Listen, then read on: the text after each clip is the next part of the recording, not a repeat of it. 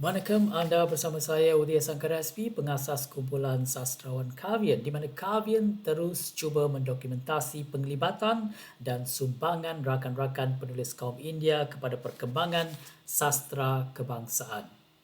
Buku Karya Sastra merupakan dokumentasi paling lengkap setakat ini. Siri video ini pula merupakan usaha Kavian untuk membantu orang ramai mendengar sendiri kisah beberapa penulis. Pada hari ini, 14 Februari 2023, saya mewawancara cikgu dan penulis Malini Lakshmi Bai dari Ceras, Kuala Lumpur. Beliau merupakan graduan pengajian bahasa Inggeris dan linguistik serta kini menjadi tenaga pengajar. Malini menulis puisi dan cerpen bahasa Malaysia dan Inggeris. Anda boleh membaca karya beliau dalam antologi Lakaran Diri. Sertai saya dalam wawancara bersama Malini Lakshmi Bai menerusi Google Meet.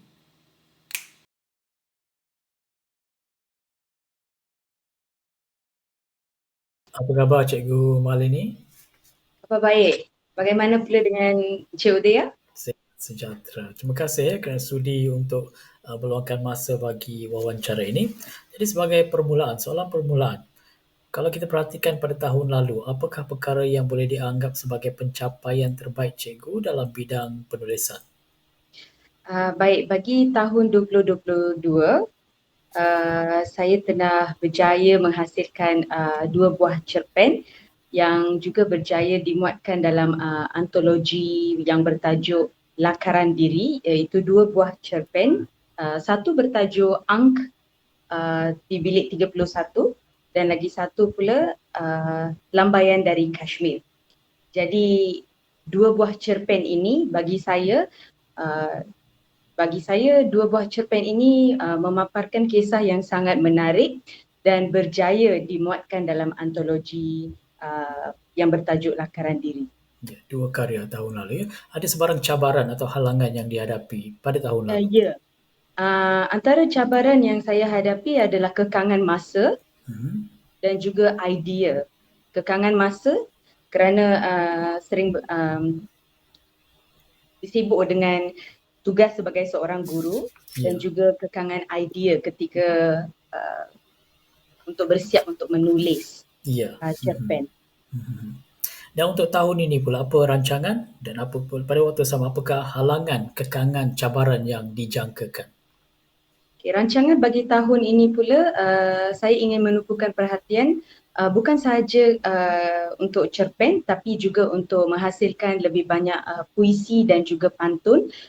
Bukan sahaja dalam bahasa Malaysia tapi juga dalam bahasa Inggeris. Di samping itu, seperti biasa kekangan masa.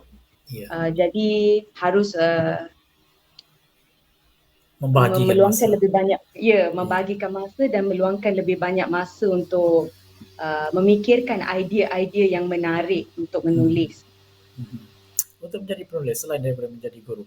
Jadi untuk menjadi penulis ini ada tidak sesiapa yang menjadi pemberi motivasi, menjadi mentor, menjadi pembimbing bagi Cikgu Mal ini?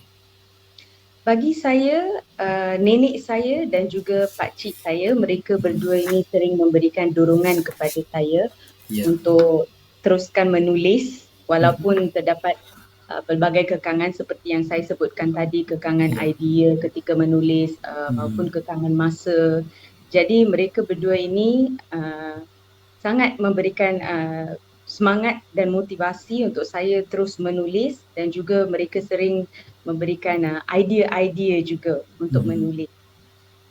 Okey, jadi mereka menjadi motivasi. Itu sangat penting ya, sokongan daripada keluarga.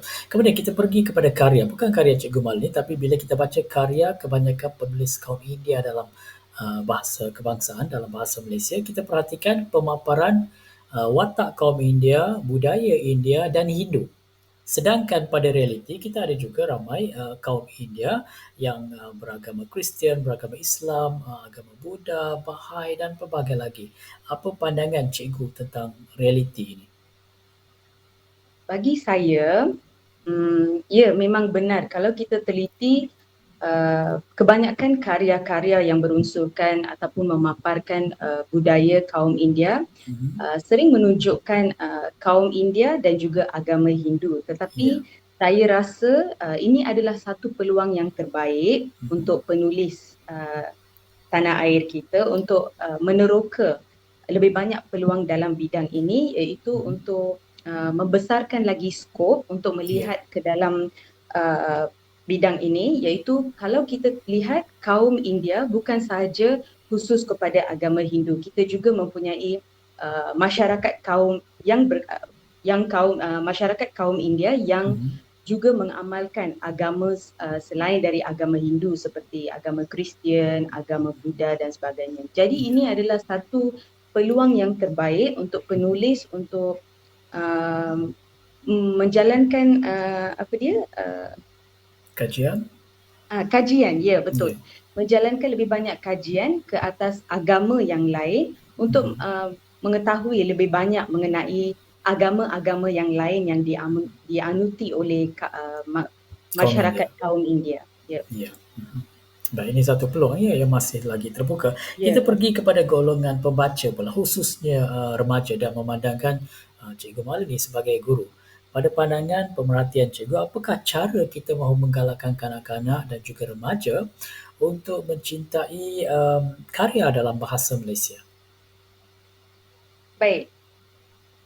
Bagi memupuk minat dalam kalangan pelajar sekolah untuk menghasilkan lebih banyak karya dalam bahasa Malaysia, saya rasa pihak sekolah harus menganjurkan aktiviti seperti program bahasa Malaysia ataupun bulan bahasa Malaysia dan aktiviti seumpamanya untuk mencungkil lebih banyak, mencungkil bakat pelajar-pelajar sekolah untuk mencintai bahasa, bukan sahaja mencintai bahasa tetapi untuk menunjukkan kebolehan mereka dalam Ya. bidang bahasa. Jadi pihak sekolah memainkan peranan yang penting dalam hal ini untuk mewujudkan lebih banyak peluang untuk belajar. Ya.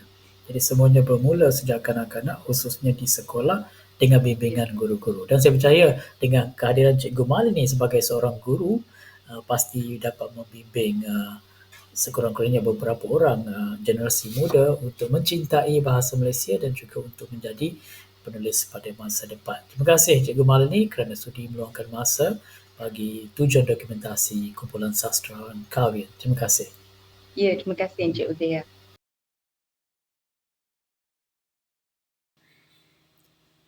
Terima kasih kepada Malini Lakshmibai dari Ceras Kuala Lumpur kerana sudi diwawancara untuk tujuan dokumentasi kumpulan sastrawan Kahwin. Layari www.kahwin.blogspot.my untuk pelbagai maklumat aktiviti Kahwin sejak diasaskan pada tahun 1999. Sarva Manggalam. Semoga seluruh alam dilimpahi sejahtera.